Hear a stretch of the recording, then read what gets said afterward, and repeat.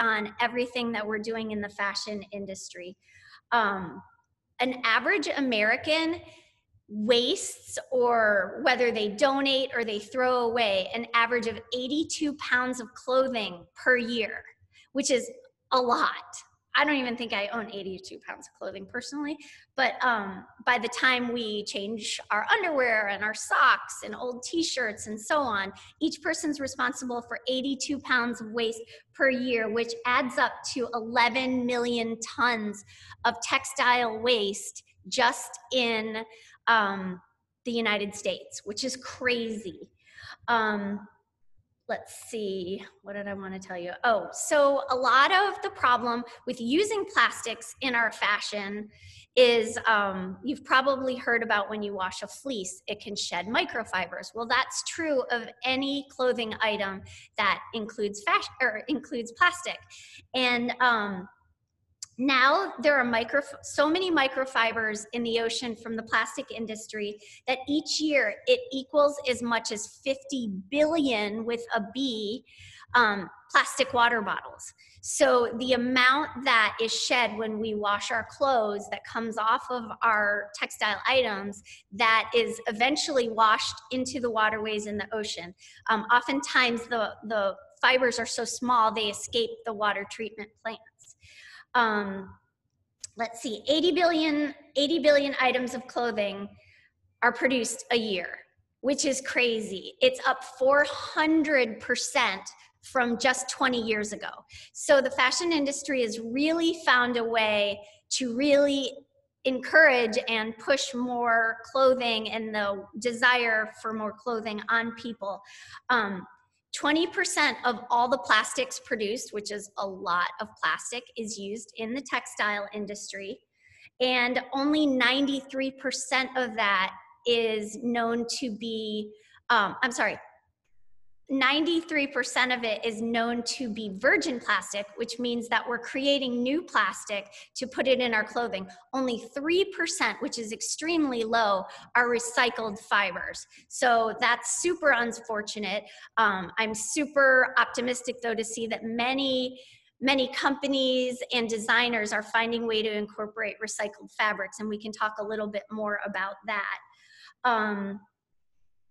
Let's see, there are some other downsides to the fashion industry. If you think about everything that we do to create the fibers, that we create the materials, 90% of the cotton that we use is actually genetically modified, and that was originally started and claimed to keep it pest-free. But what has actually happened is it's increased the need for pesticides, and sorry, I have some statistics here for you on that. It's increased the needs for pesticides and insecticides, and so much of that runoff, it's unknown how that's impacting our soil long term. So cotton industry is obviously a very, very big industry. And whenever you can choose organic and avoid all of the insecticides and pesticides, that's obviously ideal. There are other aspects that go into health and clothing. If you wear leather, if you wear other treated fabrics, there's so many chemicals that we're exposed to. Formaldehyde, bleach, acetone, heavy metals, all go into the processes of processing, dyeing, and finishing the products that we wear, in addition to the pesticides and chemicals. And why this matters is because our skin is our largest organ. And you may think about the food that you put into your body and how it's absorbed into your bloodstream and how it makes you feel and how it affects your health. But if you put anything on your skin, it's absorbed into your bloodstream within 26 seconds. So if you consider the chemicals that go into the process of creating the clothing that you're wearing, that can very much impact your health. Let's see, some other concerns that you might not, these aren't exactly environmental, but they're really worldwide concerns. Downsides to to the fashion industry, the majority of our clothing is made offshore, which I'm sure you're aware of. I think the latest statistic is 97% and only 3% is made in the United States. And that's a crazy statistic. I know a lot of companies do what they can, and they have policies that say how they're going to take care of the workers, and they're only going to work with companies they're only going to work with companies that treat their workers fairly, and so on and so forth. But unfortunately, in a lot of these countries, what's out of sight is out of mind, and there's not a lot of control. So some of the other downsides of the fashion industry being outside of the US and impacting the global health is child labor. Child labor is a huge downside. Unsafe working conditions. You may have heard in Bangladesh there were massive collapses that killed, over 1,000 people. We recently watched the documentary. It's called The True Cost. If you have not seen it, highly recommend it. It's called The True Cost.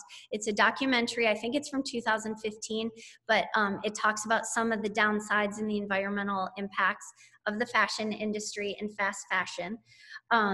Low pay is another thing. Because of the fast fashion industry, we're constantly, as you guys know this, we're working on price. We're trying to be competitive. And when we hit up our suppliers, we're constantly trying to drive down the cost. But what that ultimately happens is that the workers that are working really hard to make our clothing that we end up throwing away after a couple wears are getting barely any income from that. A lot of times, $10 a month is a monthly salary for an employee that creates clothing in the Bangladesh area, for example. If you watch that movie, there's people interviewed that talk about the abuse they sustain within the factory. We talked about the massive waste. We talked about the pesticides. Let's see, I want to talk about what you can do, since it's kind of been a lot of doom and gloom. It's important to know the statistics and know the downsides so that we can do something about them. So that's what my organization does. We create awareness, and we feel like if people know better, they'll do better. So you guys, as some of the leaders in the industry, I hope that this will inspire you to do better. So some of our suggestions are, encourage your suppliers not to package everything in plastic. It's so wasteful. I mean, I can't tell you how many times I've ordered things online and it comes in a box, wrapped in plastic, packaged around plastic, and then each individual item is in plastic packaging. If there's a way around that, that would be amazing. Super wasteful. Whenever you can go organic, you're saving those pesticides and insecticides, and you're supporting, the farmers that are doing the right thing, that are not polluting the planet further. Let's see, use more recycled materials. For example, I can't name all of them, but I know that there's a fabric called Repreve. We actually used it in one of our single-use plastic art installations. I know Adidas uses it. I know Ellen MacArthur uses it. So, Stella MacArthur and Stella McCartney, Ellen MacArthur. Sorry about that, guys. Anyway, let's see. Collaborate with other designers. Find out how you can reuse previous season's design to reinvent what you're doing now. US production. Anytime you can produce at home, you're saving the shipping, you're saving the carbon, you're saving the potential abuse in other countries. So those are some other suggestions that I had. And some resources that I wanted to tell you about. There is a gentleman named Pablos Holman, and he spoke at Singularity University, and he talks a lot about the fast fashion industry and how it's impacting the planet. You can Google the Ellen MacArthur Foundation. She's done studies and reports on the impacts of the fashion industry. There's a company called EcoAge, Laura Firth. She was one of the resources in the movie that I mentioned, The True Cost.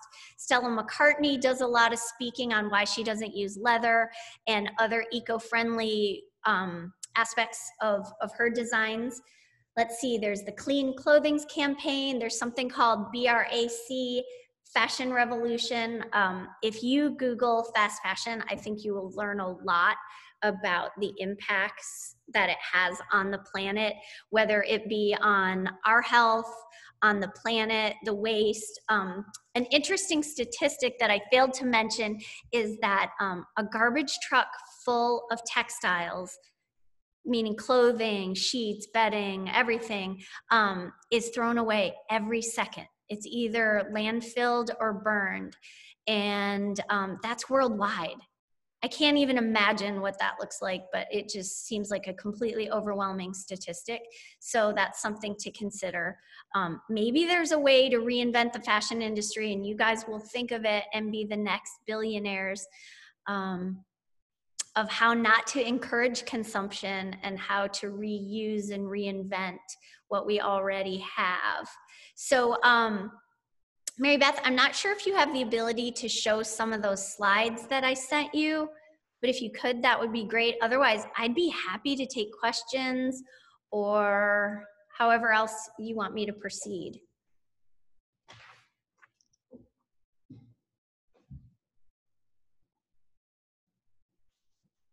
Okay, so we do, if you want to learn about plastic pollution more and about the impacts of plastic pollution, we do a ton of educational posts on our Instagram and Facebook. We'd love to have you follow us. We are open to suggestions and we'll research topics as well. But some of the things, a lot of our viewers are consumers, and so we put out this information just to get people thinking about it. We encourage people to shop secondhand. We encourage people to shop sustainable. If you're not familiar with certified B corporations, please Google certified B corporations. They're companies that balance sustainability and doing what's right with profit. And it's really amazing. They're in all realms of industry. And I try to support those over ones that aren't whenever I can. So that's pretty cool. That's certified B corporations. Of course, if you can go organic and look for the certifications there. Do you want to go to the next slide? Thank you. The 5 R's of fashion, right? My group talks a lot about the 4 R's. We say refuse first, reduce, reuse, and recycle, because we're trying to get people to stop consuming things, especially single-use products like plastic bags and plastic water bottles and so on. But we have the 5 R's of fashion here, which is reduce, right? Like, don't buy into the fast fashion, buy higher quality garments that'll last longer. Reuse, trade with friends, trade with whatever. Repair, that's one thing that we don't do in our super fast, convenience-based lifestyle. Repair the zipper, sew the button back on, patch it, make it cool again. Reselling is awesome. And then recycling. Unfortunately, a ton of people recycle and donate to, not unfortunately, I shouldn't say that. Lots of people recycle their items and donate them. Unfortunately, 97% of those end up in the landfill. There's so much to be donated and reused that there's a massive excess. So here's a slide that I took from the Ellen MacArthur Foundation. And basically they're talking about, reducing the amount of virgin materials that you use in order to decrease the amount of pollution. So you phase out substances of concern, especially plastics, in your clothing products so that the microfibers won't be released. People use the clothing longer because it lasts longer. We can improve the recycling program by taking that back, breaking it back down into cotton fibers and creating new things out of it. Or because cotton is a sustainable product, it will actually break down, versus items of clothing that have plastic in them. They will not biodegrade. They will take hundreds of years to break up into microplastics. So, okay, next slide there. Thank you.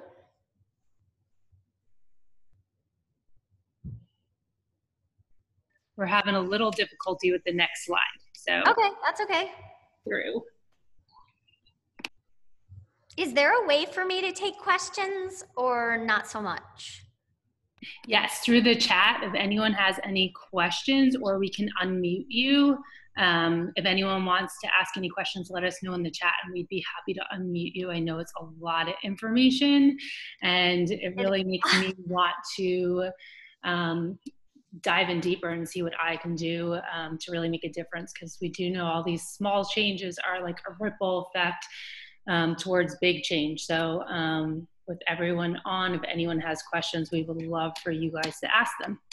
Absolutely. When I was thinking about doing this talk, I was like, wow, so I'm going to be poking like a million holes in what these people have chosen as their profession, and like it's like their life work.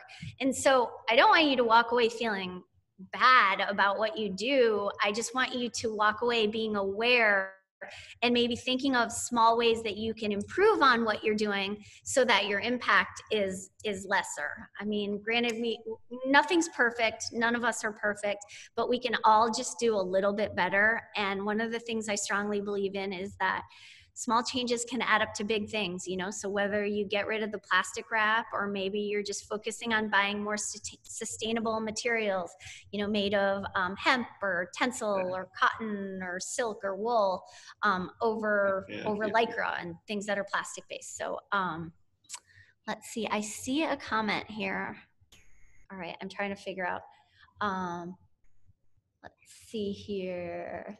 I think the statistics are really shattering. And I think one thing that a lot of us we don't really think about day to day is what we're putting on our skin is absorbing into our skin, as it is our biggest organ. So I know everyone's so conscious now about their organic sunblocks and, you know, the skin products that they're putting on their face, but, you know, we're not thinking about the dyes that we're wearing every day and putting on our body. So that definitely hit home for me. And it makes me want to challenge all of our lines to really do a better job of being mindful of what they're dyeing our collections with, and what we're using. So thank you for that. Yeah, absolutely. And don't be afraid to challenge, you know, some of your suppliers and asking them, you know, how can you reduce the packaging? How can we use less plastic? How can we, you know, be more eco-friendly? Every little bit helps, for sure. We would love to share that one last slide if you'd like to talk through it real quick. Sure. Yeah. Okay, so this is super interesting to me. If you look at, you look at the world GDP, which is the orange dotted line, you know, steady rate of growth. If you look at the clothing sales, they are growing exponentially, which is the purple line, but the green line shows the clothing utilization. So even though we're buying massive amounts more of clothes, we're using them less and we're getting rid of them sooner. And it just shows that we're creating so much more waste. So I thought that that was a really interesting, useful, you know, timeline to show waste in units and so on. And again, this is from the Ellen MacArthur Foundation and the Circular Fibers Initiative. So I encourage you guys to like search through those, and maybe you'll find something that'll inspire you to make a change that I haven't suggested. So you're the experts in this industry. Does anyone else have any questions or anything they would like to add?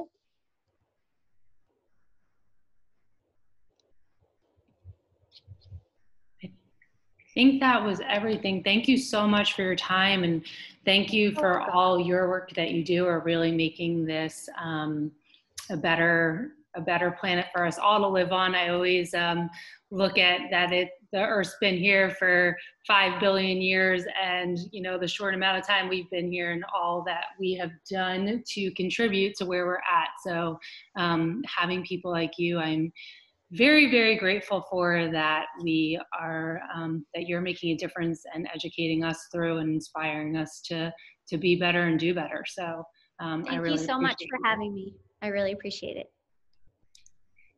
Up next, we are going to have Radiate Wellness, which We could all use a little bit more calm and joy and energy at this time in history. So here comes Rady.